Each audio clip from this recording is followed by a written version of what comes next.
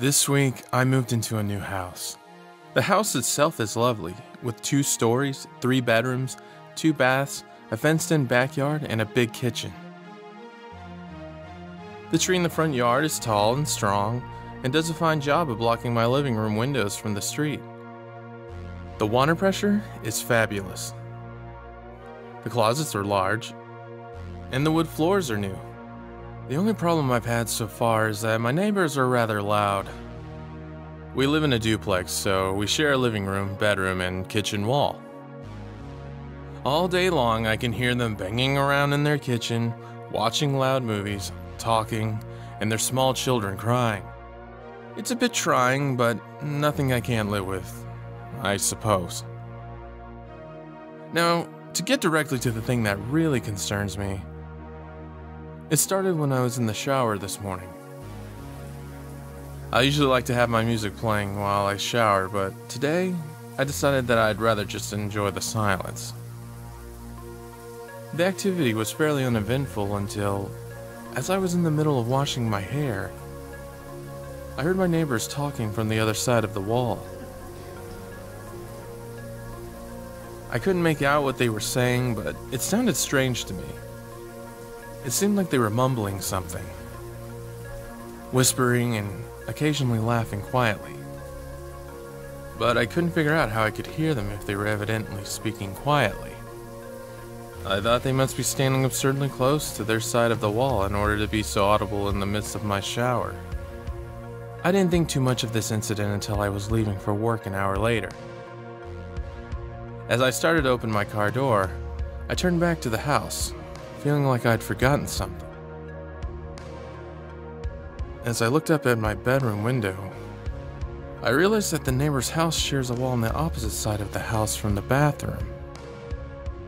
On the other side of the bathroom lies my bedroom closet.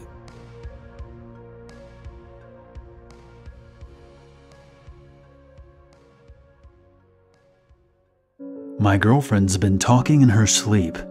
I work late sometimes, and I don't get in until she's already gone to bed. Now, she's always talked in her sleep, but it's only recently gotten weird. She lived in Russia for about 10 years, so when she started speaking in a language that I didn't understand, I wasn't at all worried. But the other day, I got really curious as to what she was saying. I videotaped her rambling and sent it to a friend of mine. I was more than surprised when he told me that she wasn't speaking Russian at all. I asked her about it as soon as I read the reply, showing her the video. She was a bit upset that I had taped her, but she couldn't place the language either. She told me that she wasn't having any weird dreams, so I brushed it off. That night, I had stayed late again. I had called her to let her know not to wait up. As soon as I stepped into the bedroom, I was super careful not to wake her up. I went through my routine of brushing my teeth, pissing, and all that. By the time I settled into the bed, she started talking again. I couldn't help it. I picked up my phone and started recording again. Whatever she was saying it over and over again. I stopped after about a minute. The next morning, I got bored and decided to mess around a bit with the recording. I slowed it down, sped it up, and did a lot of other stuff trying to figure out exactly what she was saying. Finally, I played it backwards. I know what you did. My heart stopped in my chest. This was what she had been saying last night. How long had she known? That night, when she started talking again, I reached over to the bedside table and picked up the knife. My name is Caitlin. This incident happened when I was 14 years old, and I will never forget this memory. One day, I was at home alone at my house. My mom was still at the office late at night, and my 2 siblings were at my grandparents' house, which was kind of far away from my home. At first, I was just enjoying my time alone, watching Netflix and doing some fun stuff. However, after a while, I got pretty bored, so I decided to invite some of my friends over. I asked my mom for permission and then called my friends to invite them over. A few moments later, while I was waiting for them, I heard a loud bang upstairs. I was sure that there was no one else upstairs. So I stood up and looked up the stairs with an anxious look on my face. When I was near the stairs, I could see that one of my dolls had fallen. I picked it up, and when I straightened my back, something caught my attention. A little girl was standing upstairs. Well, I could feel that she was staring at me, even though I couldn't see her face clearly due to the darkness. I was terrified, and then someone rang the doorbell. I ran to see who it was, and luckily, my friends had arrived. Thank God, it was a moment of relief that my friends came over at the right time. Soon, I got my mind off of the girl I saw. We sat down in the living room and had fun talking with each other. An hour later, one of my friends suggested that we should take some pictures together, so we gathered around one another. We took several selfies while laughing and chatting.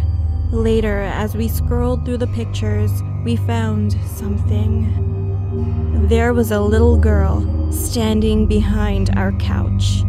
What made us even more terrified was the fact that she had no face. I mean, her face was just an empty darkness.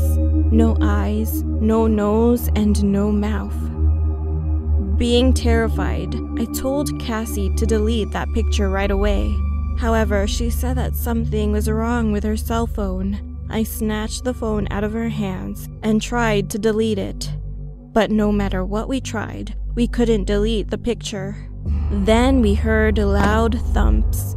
It sounded like someone's footsteps were coming from upstairs, and our light was flickering on and off at the same time. We thought that we couldn't stay inside anymore, so we rushed outside in a hurry. One of my friends, Christina, suddenly pointed at my bedroom window and said that there was someone in there. I raised my eyes up and followed her finger, and there she was. It was the same faceless girl we had seen in the picture. My friends and I screamed. I called my mom and explained everything.